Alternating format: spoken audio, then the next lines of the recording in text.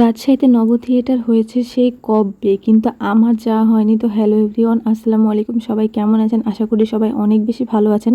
ভিডিওটা আমার অনেক আগের, আসলে শীতের সময়কার ভিডিও। তো আমি আর আমার খালাতো ভাই আর আমার ফ্রেন্ডরা মিলে চলে গেছিলাম নব থিয়েটারে।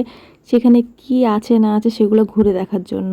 তো চলেন আপনাদেরকেও আজকে সেইখান থেকে ঘুরিয়ে নিয়ে আসি। আসলেও যে আমার কেমন অনুভূতি হয়েছিল সেটাই আপনাদের সাথে আজকে শেয়ার করব। তো ফার্স্টে আমরা রাজশাহীর সুন্দর রাস্তা দেখতে দেখতে যাচ্ছিলাম, আর আমার ভাইয়ের সঙ্গে আমি একটু খুনসুটি করছিলাম। ও রিক্সায় ঘুরতে অনেক বেশি পছন্দ করে, আর আমার ওকে ঘোরাতে বেশি ভালো লাগে। আমরা ফার্স্টে যে এখানে টিকিট কাটার জন্য এখানে আমার ফ্রেন্ডের জন্য ওয়েট করছিলাম। ওর আগে আসার কথা ছিল, কিন্তু আমরাই যে আগে দাঁড়াইছিলাম, ও আসার কোনো নামই নেই। তো ফার্স্টে আমরা টিকিট কেটে নিয়েছি।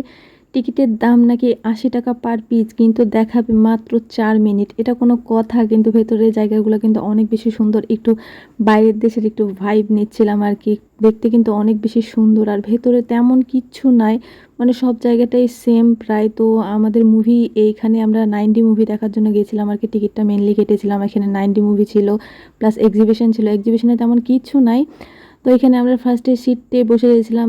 বেশি কয়েকজন ছিল না। ফার্স্টে ভাবছিলাম যে আমরাই শুধুমাত্র একা, কিন্তু না, আরও কয়েকজন ছিল, কিন্তু খুবই কম। অনেক যে ভিড় হবে এমন কিছুই না। তো নাই দেখে তো আমাদের ভয় লাগা শুরু হয়ে গেছিলো। আমি আমার ফ্রেন্ডরা মিলে অনেক বেশি গল্প করছিলাম। একটা ফ্রেন্ড দিয়ে এসেছিলো, আর একজন আসার কথা ছিল, কিন্তু আনফর্চুনেটলি সে আসেনি। আসলে অনেক বেশি মজা হতো আরও, কিন্তু কি আর করা, সে যেহেতু আসেনি। তো আমাদের মুভি দেখার টাইম যেহেতু শুরু হয়ে গেছিলো, আমাদেরকে এরকম সানগ্লাস দিয়ে দিয়েছিল। আমরা আসলে খুব মজা করছিলাম যে কীভাবে পরবো না পরবো সেটা নিয়ে। তো তারপর শুরু হওয়ার ভিডিওটা আসলে নেওয়া হয়নি। আমরা অনেক বেশি এনজয়ও করেছিলাম, 4 মিনিট হলেও। তারপরে তো একটু পার্কের ভিতরে ঢুকে গেছিলাম, আসলে মেনলি নাগরদোলায় উঠবো এই কারণে, কিন্তু সেখানেও দুর্ভাগ্যবশত সেই দিন নাগরদোলাটা বন্ধ ছিল। কিন্তু কি আর কি, ঘোরা তো হয়েছে। তো আমার ফ্রেন্ড, আমি আর আমার ভাই মিলে ঘুরছিলাম, প্রচুর মজা করেছি সেই দিন, অনেক বেশি খাওয়া দাওয়া করেছি। তো মেনলি এসেছিলাম সেখান থেকে টিবাদ। তো সেখানে পার্কে অনেক বেশি হাঁটাহাঁটি করার পর খুবই ক্লান্ত হয়ে গেছিলাম আসলে। তারপর আর কি আমার সেই দিন বাসায় চলে যাওয়ার কথা, মানে আমার শ্বশুর বাসায় চলে যেতে হবে আমাকে, এই জন্য খুবই বেশি মন খারাপ হচ্ছিল। তাই আর কি একটু বাসার ভেতরকার ক্লিপ নিয়েছিলাম।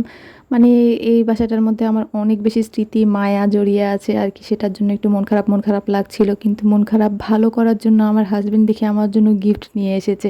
মানে এই গাউনটা দেখে ও অনলাইন থেকে অর্ডার করেছে, আর দেখেন মাশাল্লাহ গাউনটা কিন্তু অনেক বেশি সুন্দর। কাপড় কোয়ালিটি বলেন আর কালার কম্বিনেশন, আমার হাজবেন্ডের কিন্তু চয়েস আছে। আমাকে যখন এই গিফটটা দেয় তখন তো আমি অনেক বেশি খুশি হয়ে গেছিলাম। মাশাল্লাহ মাশাল্লাহ, আলহামদুলিল্লাহ। সবাই আমাদের জন্য অনেক বেশি দোয়া করবেন। তো গাউনটা পেয়ে তো আমি একদম মন খারাপ, একদম খুশি হয়ে গেছিলাম। আর গিফট পেলে কার না মন ভালো হবে, আপনারাই বলেন।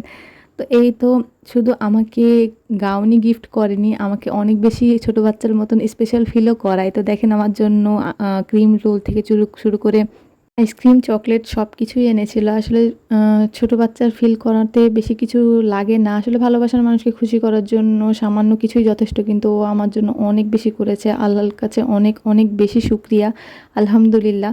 তো আজকে আমার ভিডিও এই পর্যন্ত। সবাই ভালো থাকবেন, সুস্থ থাকবেন। আল্লাহ হাফেজ। নেক্সট কোনো ভিডিও নিয়ে হাজির হয়ে যাবে। ততক্ষণ পর্যন্ত সবাইকে বাই।